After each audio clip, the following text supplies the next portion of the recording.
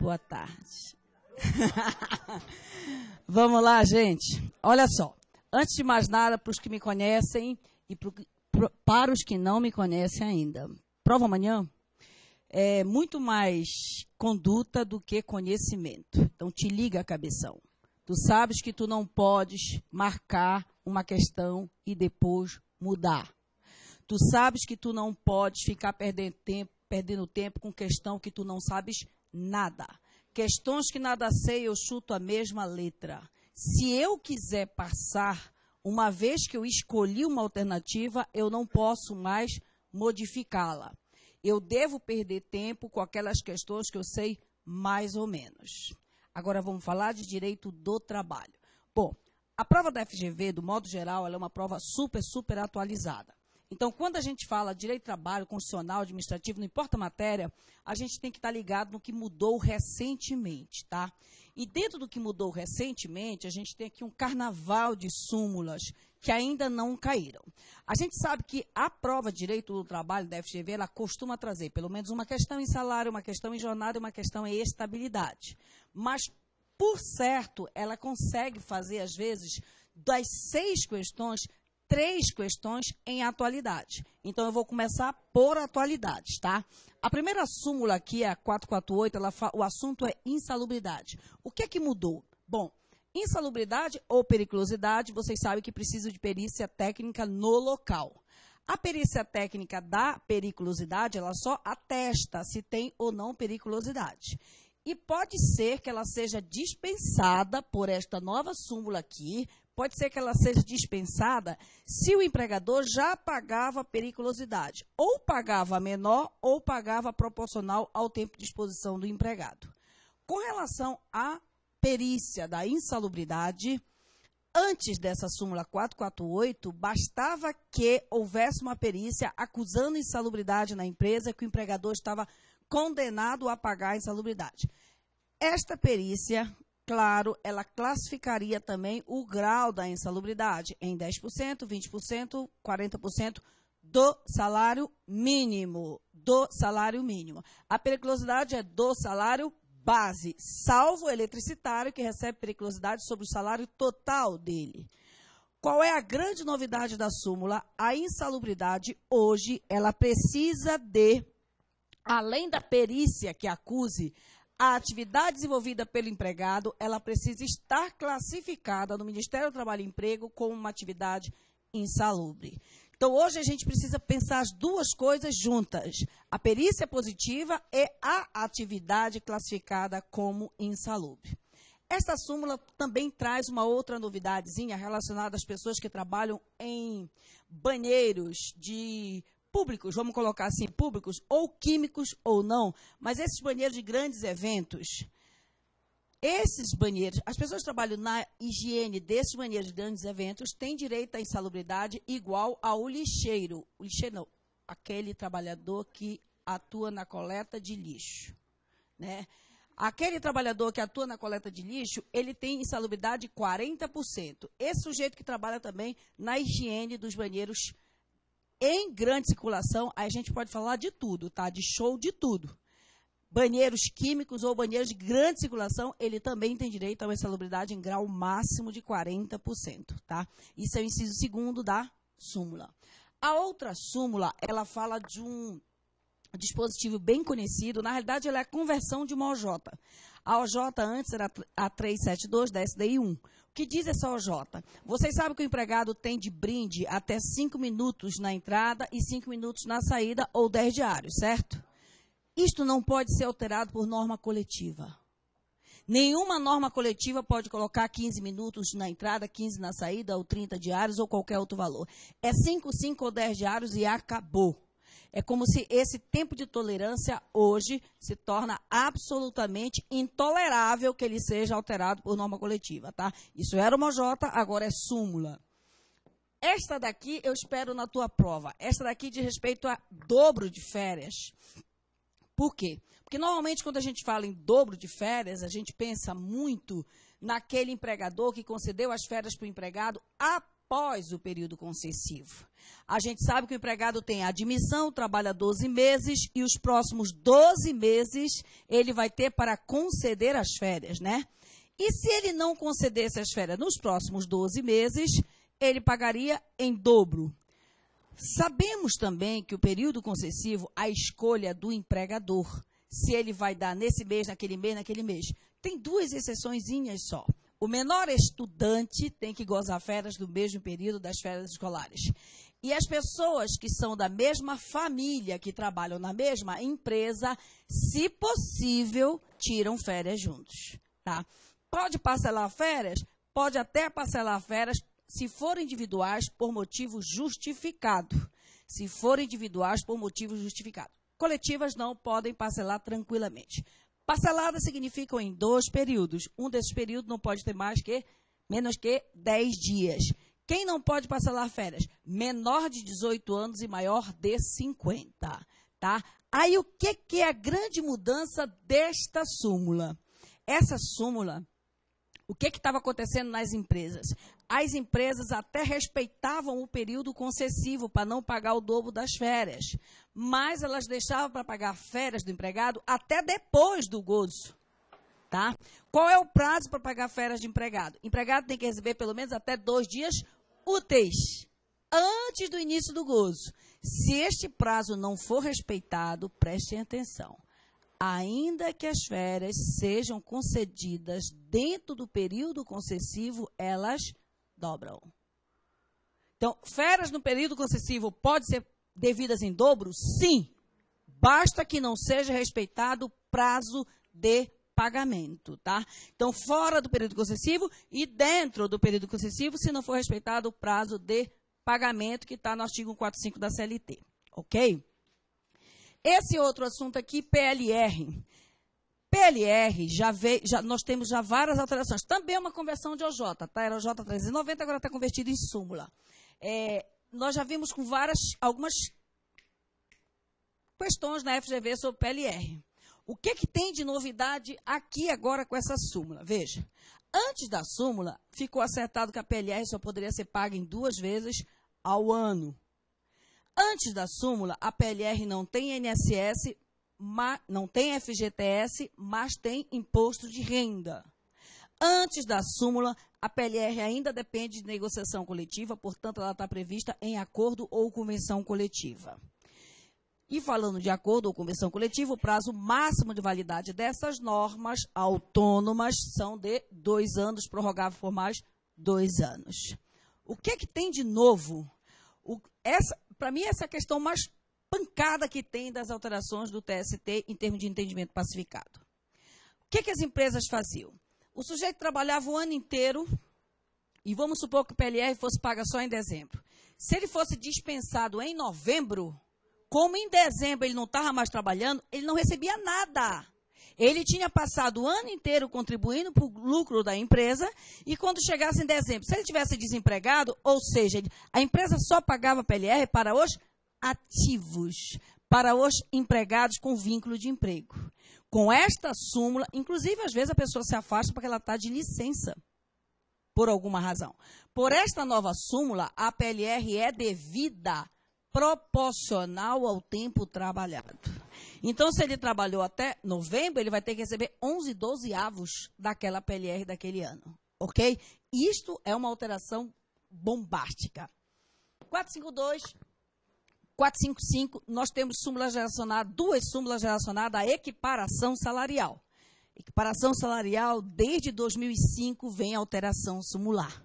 Em 2005, a súmula 6, ela foi condensada. Ela condensou várias súmulas sobre PLR e passou a ter uma súmula com 10 incisos. Aí pensou-se, bom, agora está tudo resolvido. Lê do engano. As alterações continuam. O que nós temos de novidade hoje? Vamos lembrar o que é equiparação salarial. Para a gente falar de equiparação salarial, existem 2 pessoas que trabalham para o mesmo empregador, na mesma localidade. O que significa empregador? Aquela pessoa direta ou grupo econômico. O que significa localidade? Região metropolitana. Mesmo empregador, mesma localidade e mesma função. O que significa mesma função? Mesma função não é rótulo, mesma função não é cargo. Mesma função são mesmas tarefas. Se as pessoas fazem exatamente as mesmas coisas, o rótulo pode ser diferente, elas têm o direito de ganhar igual. As mesmas tarefas também devem ser idênticas para produtividade e perfeição técnica. Não importa se o paradigma, que é o sujeito que ganha mais, paradigma ou modelo, tem salário maior por decisão da justiça. Se ele tem salário maior por decisão da justiça e eu quero me comparar a ele para pedir equiparação, eu tenho este direito. O que atrapalha a equiparação salarial? Isso que eu acabei de falar também é novo, tá? É de 2012. O que atrapalha a equiparação salarial? O paradigma é trabalhador readaptado na função por deficiência física ou mental. Acabou a equiparação. O que mais atrapalha? O fato do paradigma estar há mais de 2 anos exercendo aquelas atividades. Acabou a equiparação. Diferença de produtividade, diferença de perfeição técnica, acabou a equiparação. O terceiro item que atrapalha a equiparação chama-se quadro de cargos e salários. Ok. Em 2012, a exigência da súmula ficou, desde 2005 e 2012 é aclarada. Este quadro de cargos e salários tem que estar registrado, homologado no Ministério do Trabalho e Emprego.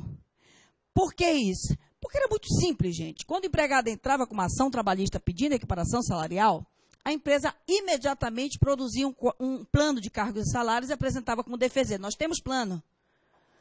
Aí o que a súmula veio? O plano tem que estar homologado no Ministério do Trabalho e Emprego, porque o empregado precisa conhecer quando é que ele vai ter aumento. Beleza. Com isso, brecou-se várias diferenças salariais nesse país. Mas o que as empresas estavam fazendo? Elas não estavam respeitando o plano. Elas tinham um plano. Como é um plano? Ou o sujeito é promovido a cada 2 anos, por antiguidade, ou ele é promovido por merecimento. Então, as empresas têm o plano de cargo e salário, mas elas não respeitam. Porque aí como é que fica o empregado? Ele está trabalhando lá, passou 2 anos, era para ele ser promovido, não foi promovido. E aí, ele continua trabalhando com vergonha de mover ação e fica lá. Existe plano, mas não existe equiparação. Aí a nova súmula vem e diz assim, olha, se não respeitar o plano, não é direito à equiparação, não. É direito a diferenças salariais por não observância do plano. Então, o sujeito não precisa mais nem indicar paradigma. O plano está no Ministério do Trabalho, ele junta na ação o plano de cargos e salários. Está vendo aqui meu salário pelo Olerite? Eu não tive reajuste salarial depois, a não ser o da norma coletiva. Eu não tive a promoção devida no plano. Então, hoje, a empresa que tem plano de cargos e salários e não cumpre, o empregado vai ter direito de exigir na justiça as diferenças salariais decorrentes de inobservância do plano. A outra súmula, que é essa aqui, relacionada à equiparação salarial, ela diz respeito à equiparação salarial nas sociedades de economia mista. Sociedade de economia mista tem equiparação salarial. Ao longo de muito tempo, conseguiu-se evitar equiparação salarial na sociedade de economia mista. Agora já está sumulado, acabou, caiu a casa, tem equiparação salarial em sociedade de economia mista, ok? Fechou isso aqui, vamos às matérias de incidência maior. Conceito de empregado, quando a gente fala de empregado, todo mundo sabe que empregado é aquele cara que trabalha com pessoalidade, habitualidade, que quer dizer rotina, onerosidade, que quer dizer salário, subordinação, que quer dizer recebe ordens, alteridade, que quer dizer trabalha por conta alheia, independente da função. Todo mundo já sabe que o empregado pode ser médico, urbano, empregado urbano, se o empregador dele é urbano, médico, empregado rural, médico, empregado doméstico. Não tem nada a ver imaginar o doméstico como aquele cara que lava, passa e esfrega chão. Pode ser um médico, pode ser uma enfermeira, pode ser se eu trabalho em âmbito residencial sem finalidade lucrativa, com habitualidade, pessoalidade, sou só eu que vou, não posso mandar outro em meu lugar, eu sou empregado doméstico. Ok. Nessa diferenciação, a gente precisa entender também que o urbano tem a CLT como norma infraconstitucional. O rural tem a lei do rural, 58, 89 de 73. O doméstico tem a lei do doméstico, 58, 59 de 72. Então, a CLT e essas duas outras leis, elas são leis federais. O que existe acima de lei federal?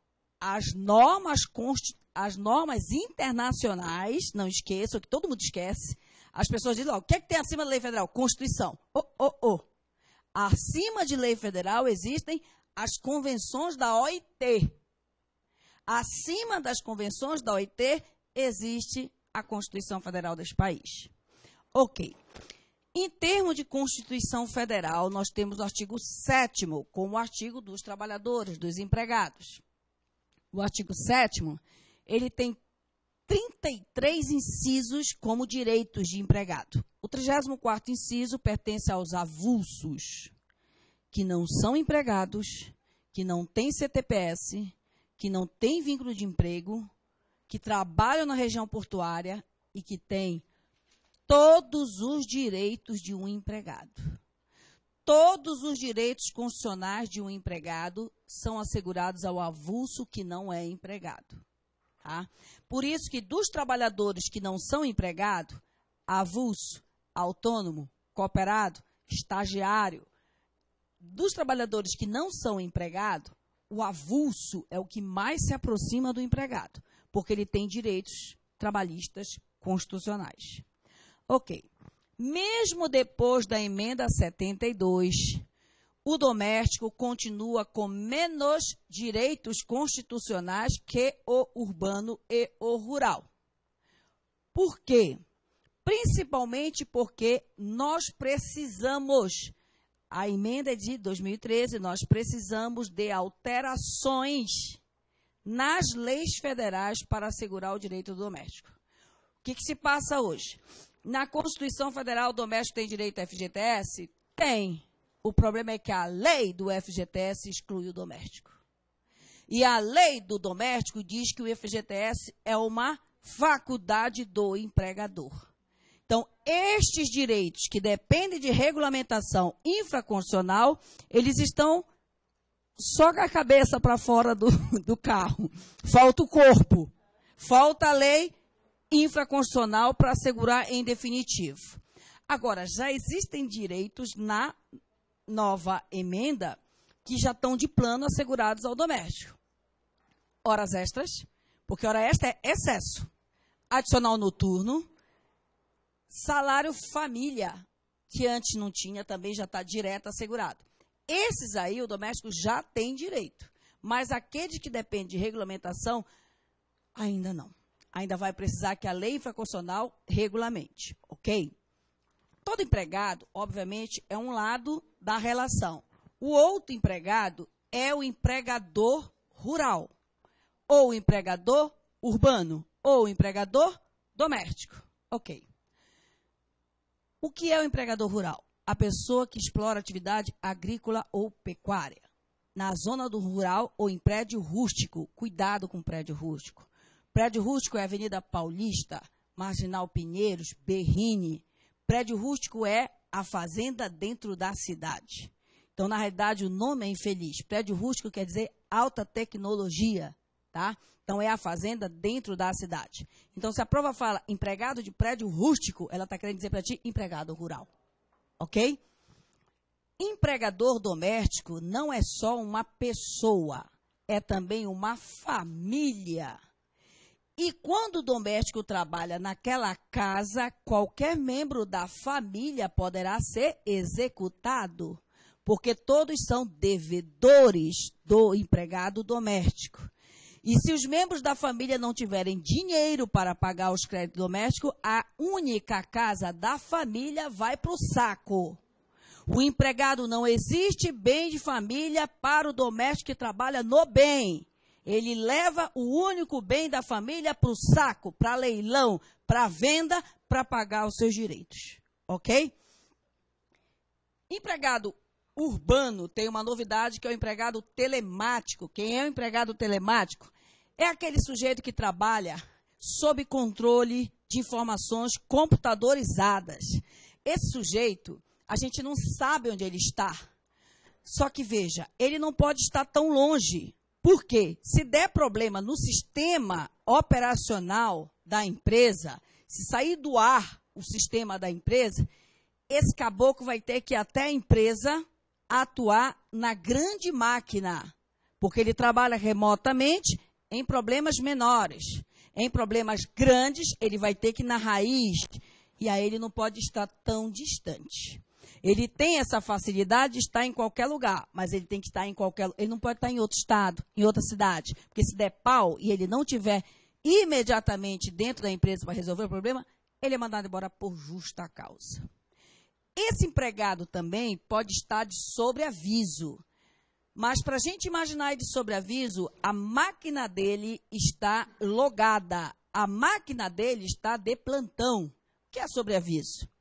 Plantão até 24 horas. É hora extra? Não. Onde o empregado está normalmente? Em casa. Quanto ele recebe? 1/3 da hora normal. Só que o cara que trabalha em computador, ele está de sobreaviso se o computador dele estiver logado. A informação está sob controle da empresa, então ele está de sobreaviso. Ok? Isso também é uma súmula relativamente nova, que é a súmula 428. Relativamente nova, inciso 2º. Ok. Dentro das novidades ainda do empregado urbano, além do telemático, não é novidade, existe um parente do telemático, que é o empregado a domicílio, que eu não posso confundir com o empregado doméstico. O que é o empregado a domicílio? É o sujeito que trabalha em casa. Embora trabalhe em casa, ele tem todas as características e direitos do sujeito que trabalha na empresa. Ok? Como é que se dá essa relação entre empregado e empregador? Contrato de trabalho.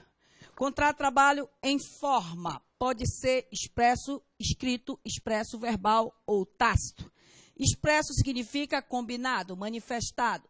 Tácito significa não manifestado, mas que se concretiza como se houvesse sido. 3 formas, então.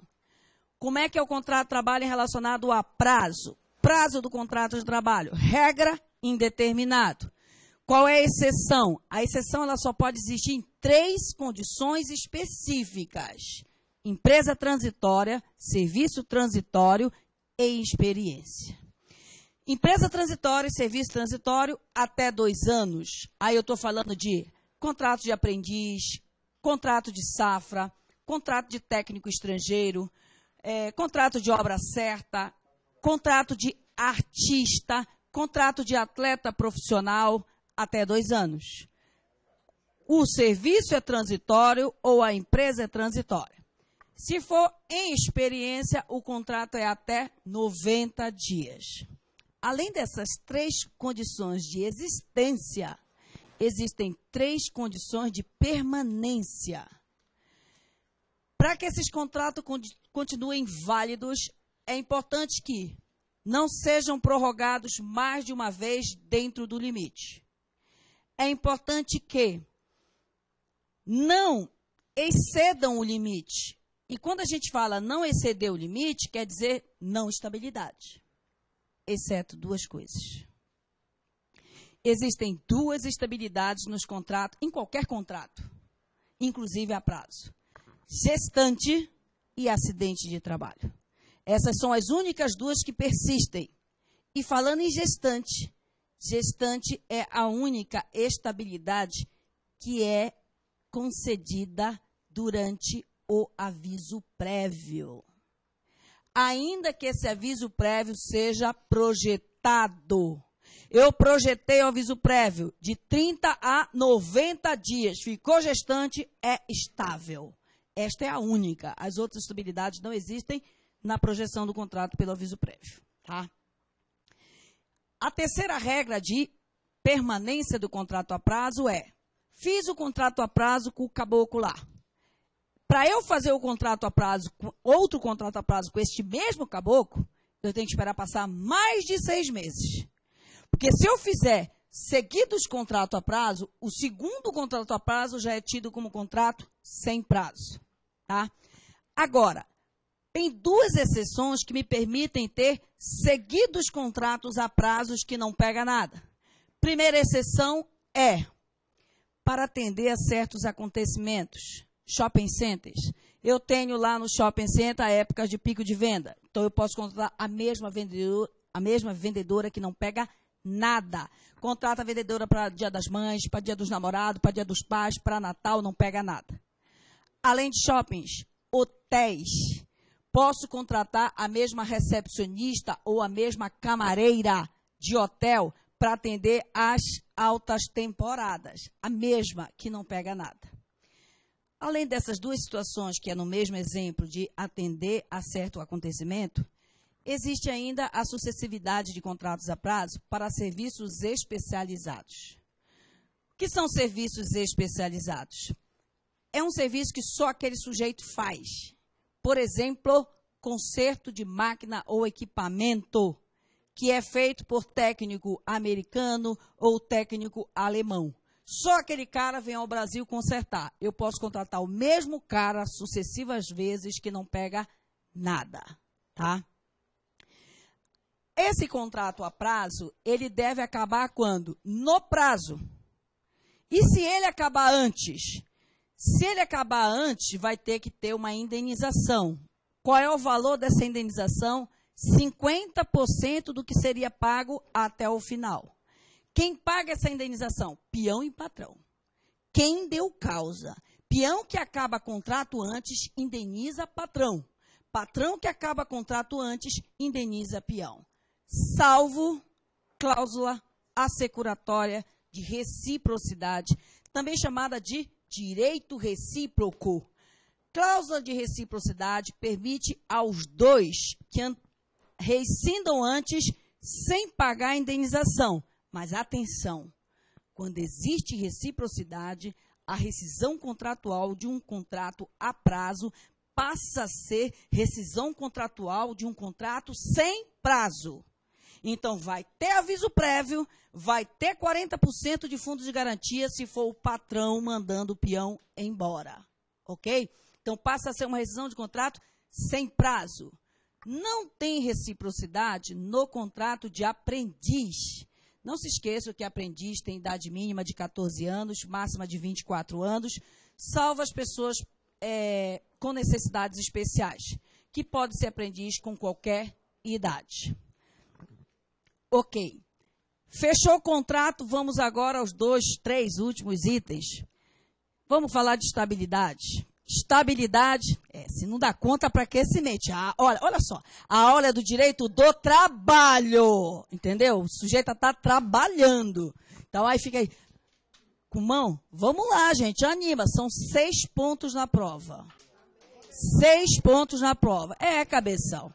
Uma matéria, 6 pontos, é muita coisa, bicho, é muita coisa. Então, vamos lá.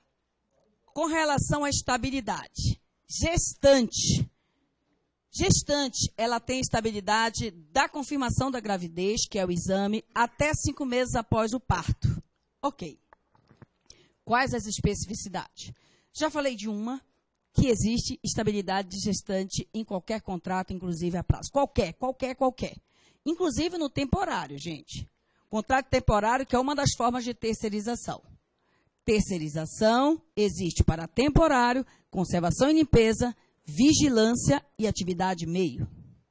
Terceirização tem responsabilidade subsidiária da empresa tomadora, exceto na falência da terceirizada que emprega temporário, cuja responsabilidade é solidária. Se a tomadora for administração pública, ela só será responsável subsidiariamente se ficar provado a culpa em vigilando. Falta de fiscalização da tomadora, administração pública, perante a terceirizada. Ok. Então, existe estabilidade gestante, inclusive no contrato de temporário. Contrato a prazo de temporário, qualquer um. Se o exame de ordem quiser pegar muito pesado com vocês e quiser pedir uma exceção de estabilidade gestante, eu estou falando aqui de um posicionamento muito recente, tá? Muito recente.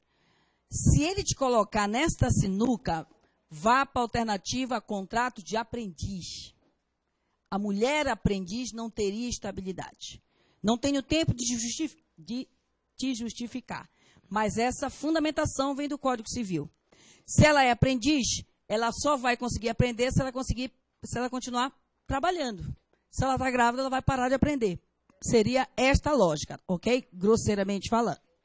Então, se o exame de ordem colocar nessa sinuca de bico, procure alternativa aprendiz como excludente de estabilidade da gestante.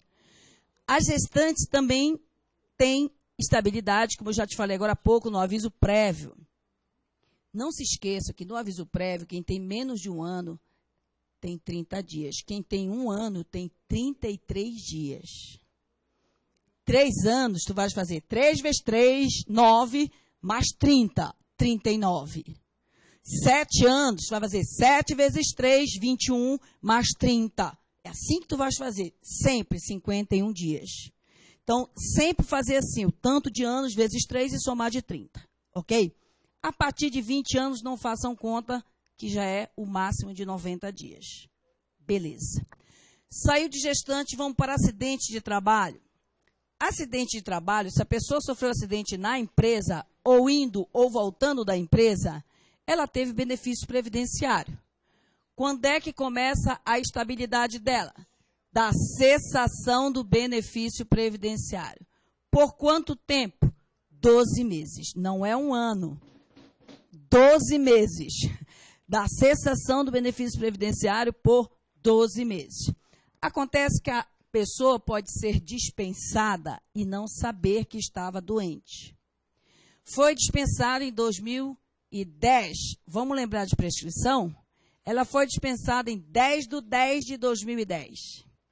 Se houve aviso prévio indenizado por 30 dias, ela vai para 9/11/2010.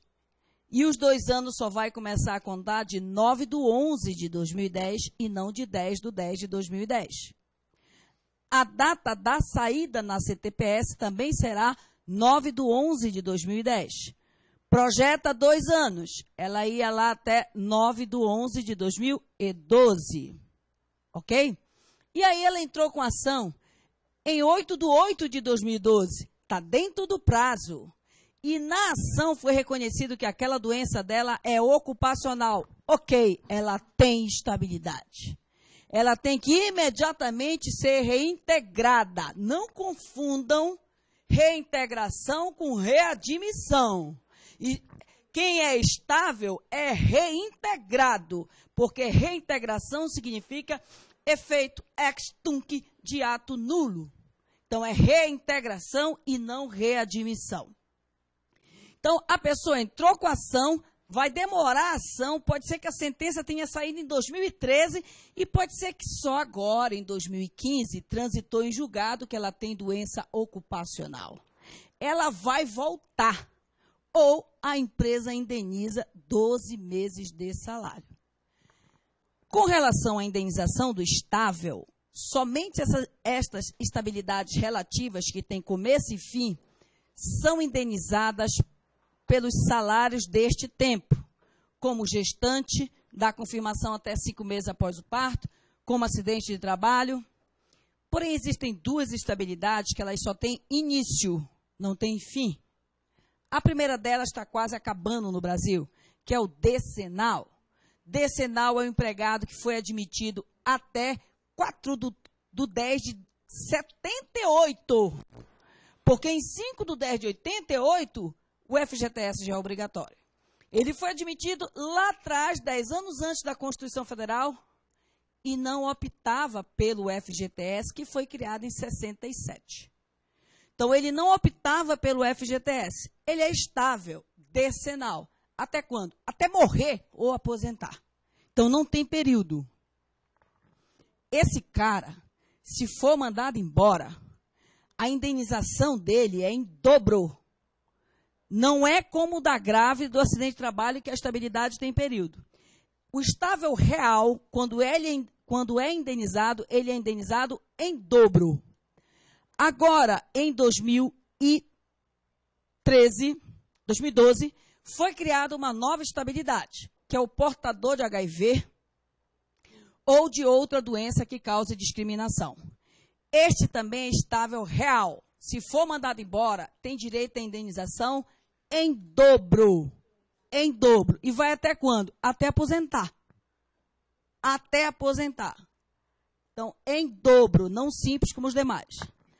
Depois tem o universo dos estáveis, que são estáveis porque são eleitos. Dirigente sindical, cipeiro, membro da Comissão de Conciliação Prévia, membro do Conselho Curador do FGTS, membro do Conselho Nacional da Previdência Social. Todos os eleitos. Todos eles são estáveis, preste atenção, desde o registro da candidatura, exceto 2. O que está do FGTS e da Previdência Social são estáveis desde a nomeação. Os outros, cipeiro eleito, Comissão de Conciliação Prévia, dirigente sindical, só esses 3 do registro da candidatura. FGTS, Previdência Social, da nomeação. Não confundam dirigente sindical com delegado sindical. Delegado sindical não é estável. Membro de conselho curador membro de conselho fiscal de sindicato também não é estável. Tá? Dirigente é a mesma coisa que diretor. Ambos são estáveis. Só que tem um limite, né? Até 7 titulares e até 7 suplentes. Todos os eleitos são estáveis até 1 ano após a extinção do mandato. Todos. Mandato de cipeiro e CCP, 1 ano. Mandato de dirigente sindical, 3 anos. Mandato de FGTS e Previdência Social, 2 anos. Quando que acontece a perda da estabilidade? Justa causa ou extinção do estabelecimento. Quais dos estáveis são reintegrados por liminar? Só um, dirigente sindical. Quais os estáveis que exigem inquérito? Os absolutos, portador de HIV e decenal e o dirigente sindical. O dirigente sindical também exige inquérito na justiça. Ok, fechou a estabilidade. Vamos agora para a diferença entre salário e remuneração. Salário e remuneração, a gente tem as gorjetas como divisor de águas, porque gorjetas existem na remuneração, mas não existem no salário. O que eu pago com base na remuneração? FGTS. Isso eu pago com base na remuneração. O que eu pago com base no salário? Quase tudo. Aviso prévio, adicional noturno, hora extra, DSR, INSS. Então grava FGTS e remuneração. E coloca o resto como base salarial. Ok. Tanto faz se as gorjetas são pagas pelo empregador ou por terceiro. Não importa. As duas vão integrar a remuneração e não integram o salário. Além dessa diferença básica, eu preciso entender que salário soma uma porrada de coisas. Essa porrada de coisas é salário base, adicional noturno, adicional de salubridade, adicional de periculosidade, adicional de transferência, horas extras habituais, diárias e ajuda de custo que excedam de 50%, comissões, percentagem, abonos, tudo isso é salário. Além deste salário, que é todo discriminado no salário, no recibo salarial, existe o bem. Bem só é salário quando é fornecido por força do contrato de trabalho. Pelo amor de Deus, não tem nada a ver com o tipo do bem. Se a roupa é fornecida porque o contrato exige, ela é salário. Raciocinem assim, uma dica para a prova. Se o bem é dado para todos os empregados, não é salário. Se é dado para um especificamente, é salário. Porque se é dado para todos, é porque a lei manda ou a norma coletiva manda. Esse não é salário. Mas se é dado para um, é porque o contrato de trabalho dele manda. Esse é salário. É salário, inclusive, o vale-refeição fornecido por força do contrato de trabalho. O vale-refeição por força do contrato de trabalho é salário. O que não é salário de jeito nenhum? Bens nocivos à saúde, cigarro, bebida alcoólica, drogas de todo gênero. Também não é salário? Previdência privada, seguros e assistência médica ou odontológica. O que é que eu posso descontar do salário? Pouquíssima coisa. E tem uma coisa que sempre cai na prova. Dano. Dano causado pelo empregado. Se for doloso, pode descontar. Se for culposo, depende de previsão no contrato de trabalho. Doloso pode, culpa tem que ter previsão no contrato de trabalho. 13º salário, todo mundo sabe que o sujeito recebe o 13º salário depois de ter trabalhado aquele ano. Todo mundo sabe que ele recebe até 20 de dezembro. Tem 2 coisinhas que vocês engatam, eu vou falar só dessas 2 coisinhas. O empregado tem direito de receber a primeira parcela do 10º dele junto com as férias. Para isso, ele precisa pedir em janeiro. Se ele não pedir em janeiro, passa a ser faculdade do empregador. Outra coisa, 13º salário proporcional, só não tem direito o empregado que foi dispensado por justa causa. Tá? E outra coisa, o empregado, quando há culpa recíproca, é pago apenas 50% do 10º. Meus amores, vocês devem ter percebido que eu deixei jornada para o final, e se desse tempo, eu ia falar, não dá tempo mais. Mas é uma razão óbvia. Jornada já está massificado. As provas têm caído muita jornada. Eu imagino que eles vão castigar um pouco mais em salário nessa prova, além das atualidades. Então, priorizei as atualidades. De qualquer forma, jornada é um leque tão grande de detalhes que se eu tivesse que falar de jornada, eu falaria de jornada, deixaria de falar de todo o resto. E jornada normalmente é uma questão, tá? Aqui a gente bate com certeza 5 questões tranquilamente. Tranquilamente das 6, se cair uma jornada, se você não lembrar da jornada. Ainda assim, quem não é meu aluno, os meus alunos já sabem. Existe uma página no Facebook com meu nome, Márcia Gemac Oficial. A pessoa pergunta e eu respondo. Então, se a pessoa tem qualquer dúvida acerca de jornada, eu falei só da alteração legal de jornada, né? Ah, mas eu tenho dúvida nisso de jornada. Sempre tive. Vai lá, faz a perguntinha e eu te respondo imediatamente. Ok? Intervalo.